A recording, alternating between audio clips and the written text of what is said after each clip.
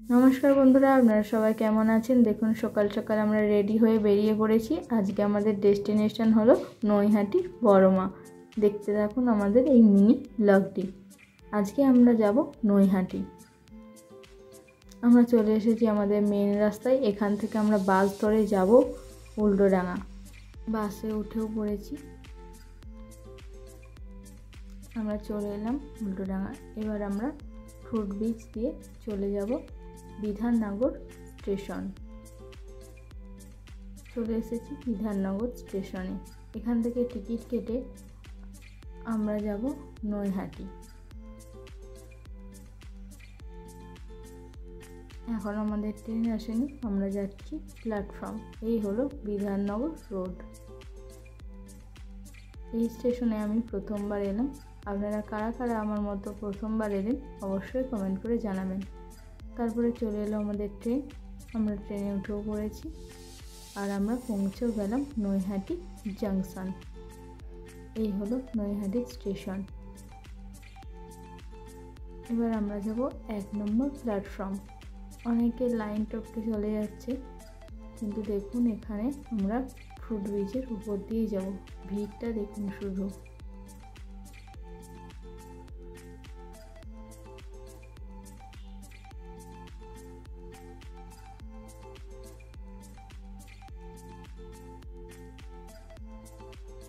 এক নম্বর প্ল্যাটফর্ম থেকে বেরিয়েই আপনি পেয়ে যাবেন টোটো বা অটো।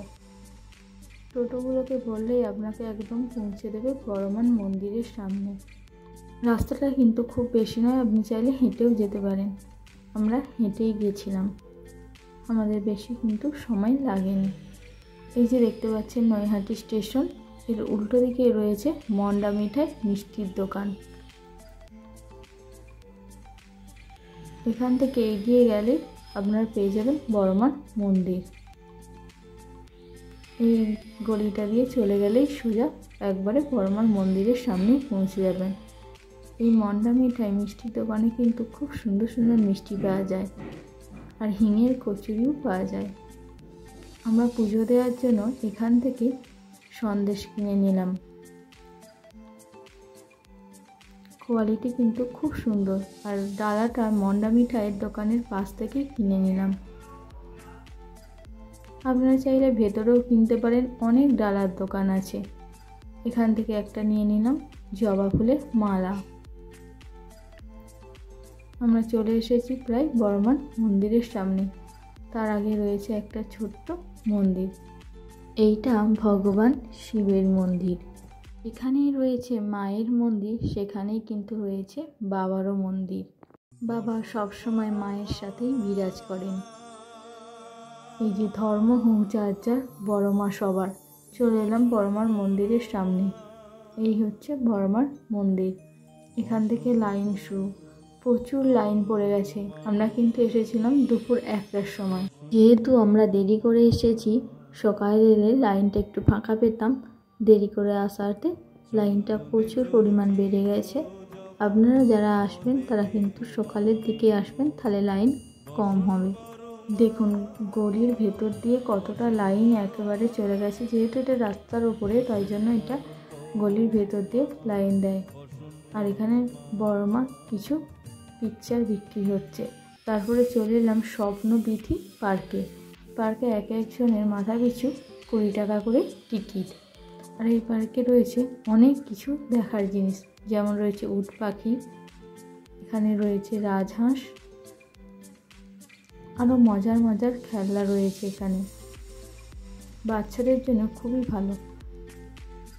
পার্কের পেছনেও রয়েছে লাইন। আমরা লাইনে দাঁড়িয়েই চলে এলাম নৈহাটি গঙ্গার ঘাটে। এই হলো নৈহাটির গঙ্গার ঘাট।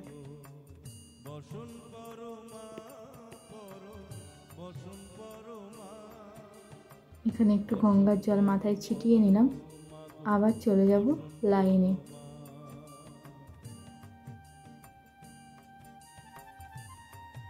যারা যারা হাওড়া থেকে আসবেন তারা চুঁচুড়ায় নেমে লঞ্চে করে নৈহাটি বড়মা ফেরিঘাটে চলে আসবেন। এখান থেকেই আপনারা পেয়ে যাবেন সোজা গেলে বড়মার মন্দির। লাইনে দাঁড়িয়ে দাঁড়িয়ে সন্ধ্যা হয়ে এলো। টানা 6 ঘন্টা লাইনে দাঁড়িয়েছিলাম আমরা। এখানে রয়েছে পুজোর আরও ডালার সামগ্রী। আপনারা যদি কেউ মানত করতে চান, এই লাল চেলিগুলো নিয়ে এখানে মানত করা হয়। যেহেতু পৌষ মাসে মাকে মূলো দিয়ে সবাই পুজো দেন, তাই এখানে মূলো বিক্রি হচ্ছিল। আর এখানে রয়েছে পুজোর জন্য বিশেষ বিজ্ঞপ্তি।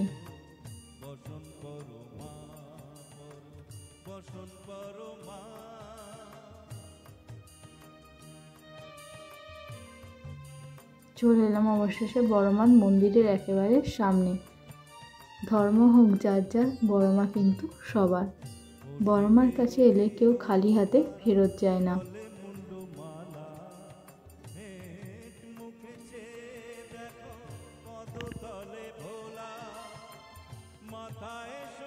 একেবারে মন্দিরের কাছে চলে এলাম। এখানে অনেকেই মানত করেছে, সেই মানতের চেলিগুলো এখানে বাঁধা রয়েছে।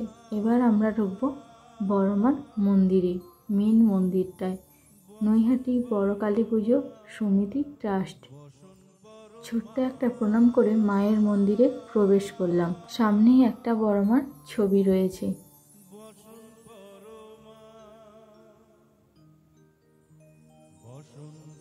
প্রচণ্ড ভিড় দেখতেই পাচ্ছেন।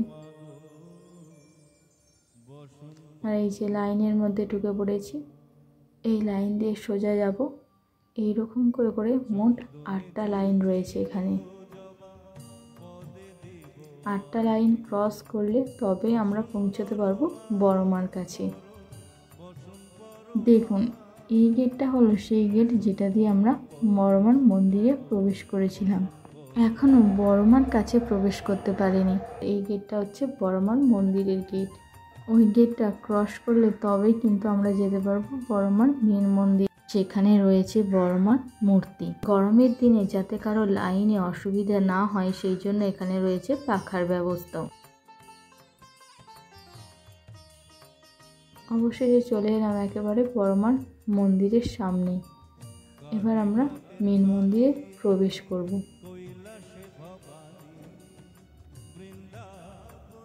দেখুন, বড়মার মন্দিরে পুজো দেওয়ার জন্য কত ভিড়। এই যে আমাদের বড়মা। বড়মাকে দেখলে মনে একটা আলাদাই শান্তি ভাব আসে। টানা 6 ঘন্টা লাইনে দাঁড়িয়ে থাকার পর অবশেষে আমরা বড়মার কাছে এলাম। শুনেছি যে মা কাউকে খালি হাতে ফেরায় না, তাই জন্য কত লোক দূর দূরান্ত থেকে ছুটে এসেছে মায়ের কাছে। সবাই এখানে পুজো দিয়ে যে যার তার মনস্কামনা মাকে জানালেন।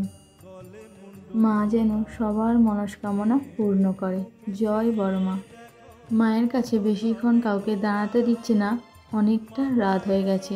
আরও যারা পিছনে আছে তাদেরকেও তো সুযোগ দিতে হবে। আমাদের পুজো দেওয়া হয়ে গেছে, এবার আমরা চলে যাব বাইরে। এখানে বড়মা ছাড়াও রয়েছে আরও একজন মা, ব্রহ্মময়ী। সেই মিনি ব্লগটি আমি কালকে আপনাদের সঙ্গে শেয়ার করব। দেখতে থাকুন আমার মিনি ব্লগ। ভালো লাগলে একটা লাইক, কমেন্ট, শেয়ার, সাবস্ক্রাইব করে পাশে থাকবেন। দেখা হবে আবার পরবর্তী ভিডিওতে। ভালো থাকবেন সবাই, টাটা।